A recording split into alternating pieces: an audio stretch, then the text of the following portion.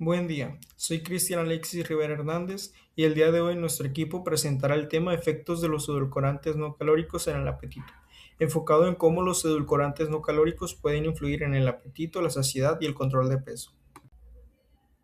Para entender este tema, primero debemos conocer el contexto. En los últimos años, el consumo de edulcorantes no calóricos ha aumentado drásticamente a nivel mundial. Esto se debe a que son utilizados como una estrategia nutricional para disminuir el consumo de azúcar y apoyar el control de peso. Sin embargo, aquí aparece una paradoja. Cuando consumimos algo dulce, el cerebro normalmente espera recibir energía o calorías, pero en el caso de los edulcorantes no calóricos, sí percibimos el sabor dulce, aunque prácticamente no existe aporte energético. El apetito está regulado por múltiples señales hormonales, neurológicas y gastrointestinales, por lo que surge la incógnita principal de este tema. ¿Los edulcorantes engañan al cerebro o ayudan a reducir el consumo calórico o provocan respuestas compensatorias que aumentan el hambre y el apetito? Bueno, en el marco PICOTS, en cuanto a los criterios de selección, es decir, en cuanto a la población, la intervención, el comparador, los resultados, el diseño del tiempo, en la población, pues estos fueron adultos que no tuvieran patologías, es decir, que tuvieran una alimentación habitual, que no tuvieran enfermedades metabólicas que no estuvieran controladas o algún trastorno compulsivo de la alimentación. En cuanto a la intervención, pues tenían que estar consumiendo edulcorantes no calóricos, ya sea un consumo aislado o en bebidas, ya sea de aspartame, de sucralosa o de stevia.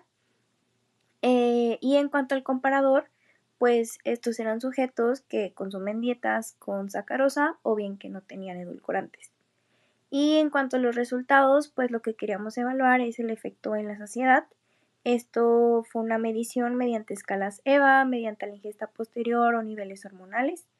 Y pues en cuanto al diseño, nosotros consideramos ensayos y revisiones, ya sea clínicos, observacionales y revisiones sistémicas. Y en cuanto al tiempo, pues estos tenían que ser de 10 a 15 años de antigüedad para tener evidencia científica actualizada. En esta parte aplicamos el filtro Prisma, que básicamente nos ayudó a hacer una selección más rigurosa y organizada de los artículos. Primero encontramos 5.584 registros iniciales en las diferentes bases de datos. Después eliminamos los artículos duplicados y también los que no se relacionaban directamente con nuestro tema de investigación. Posteriormente, excluimos estudios que no cumplían con los criterios PICOTS que habíamos establecido previamente. Por ejemplo, estudios con otra población o que no evaluaban el apetito o la saciedad. Al final, únicamente seleccionamos 5 artículos que cumplían con todos los criterios y que tenían la mejor calidad científica para nuestro análisis. Hola, mi nombre es Mariela y ahora vamos a hablar sobre la matriz de evidencia, que es la síntesis de los resultados de los artículos. Se trataron 5 artículos.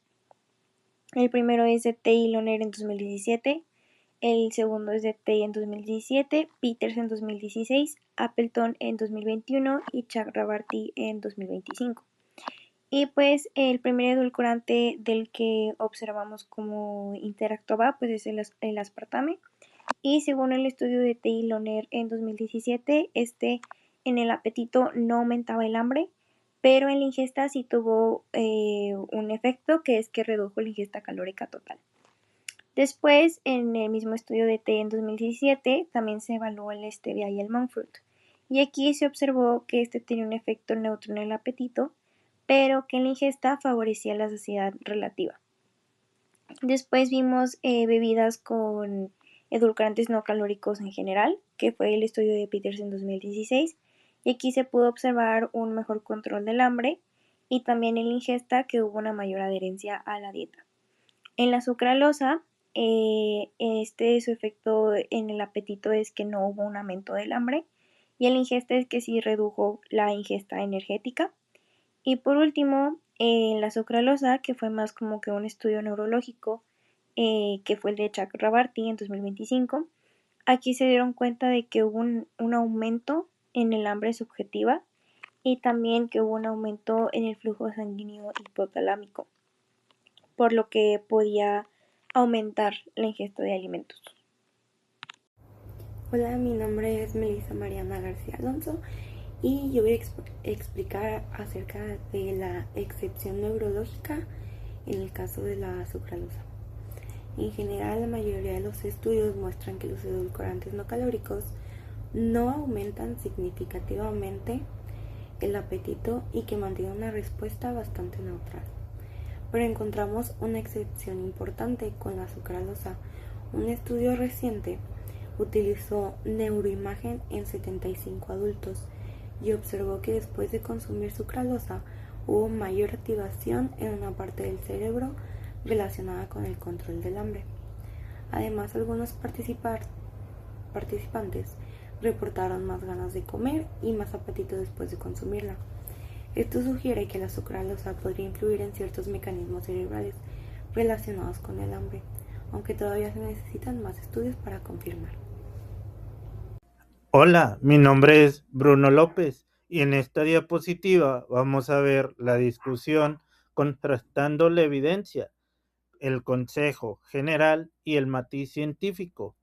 En el consejo general vemos herramientas efectivas como los edulcorantes no calóricos, en su mayoría aspartame, stevia, monk fruit, no eficaces para disminuir la ingesta energética total, ausencia de compensación, no provocan un efecto rebote de hambre ni aumento compensatorio en el consumo posterior de alimentos, y en apoyo a la pérdida de peso facilitan la adherencia a dietas hipocalóricas a mediano plazo, como lo observan. En el matiz científico vemos todo lo contrario. Por ejemplo, no todos los edulcorantes no calóricos son iguales. Las distintas vías químicas, ejemplo, sucralosa, provocan la respuesta fisiológica diferentes en el cerebro. Factores individuales, el impacto varía según el índice de masa corporal previo, el estado metabólico y la frecuencia de consumo. En respuestas agudas versus crónicas, faltan datos definitivos sobre si la respuesta cerebral agudas al dulzor se traducen en aumento de peso a largo plazo. Hola, mi nombre es Carol Ramírez y en esta diapositiva vamos a hablar sobre la evaluación metodológica de nuestra revisión. Primero, pues dentro de las fortalezas del estudio encontramos que muchos artículos siguieron metodologías rigurosas como Prisma y PICOTS. Esto es importante porque asegura transparencia en la selección de artículos y reduce el riesgo de sesgos durante la revisión. También destacamos que la búsqueda fue exhaustiva, ya que se utilizaron bases de datos reconocidas como PubMed, Scopus, Science Direct y Web of Science. Y pues esto nos permitió obtener información más amplia y confiable sobre el tema. Otra fortaleza fue la diversidad de diseños de estudio porque se incluyeron metaanálisis, revisiones sistemáticas y ensayos clínicos recientes, y pues gracias a eso se pudieron comparar diferentes perspectivas y resultados.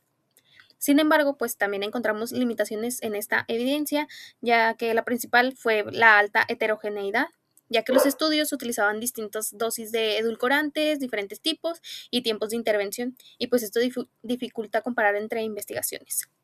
Además, la medición del apetito no fue uniforme y pues algunos estudios utilizaron escalas subjetivas, mientras que otros emplearon técnicas neurológicas o de neuroimagen, lo que puede generar diferencias en los resultados. Y pues ya por último, observamos muchos estudios fueron a corto plazo, por lo que aún falta evidencia sobre los efectos del consumo crónico de edulcorantes en la conducta alimentaria. Hola, mi nombre es Bruno López y en esta diapositiva vamos a ver la conclusión y aplicación práctica. Son útiles, pero no mágicos. La evidencia respalda el uso de edulcorantes no calóricos para disminuir el consumo de azúcar y calorías. Sin embargo, no suprimen activamente el apetito, simplemente evitan el exceso energético de la sacarosa. La alerta de la sucralosa, descubrimientos neurológicos recientes indican que la sucralosa requiere cautela, altera el flujo hipotalámico y puede estimular temporalmente circuitos de recompensa y hambre. El uso clínico individual. En la práctica profesional, el nutriólogo no debe prescribir edulcorantes no calóricos, de forma indiscriminada. Su uso exige educación nutricional para evitar que el paciente justifique sobreingestas compensatorias.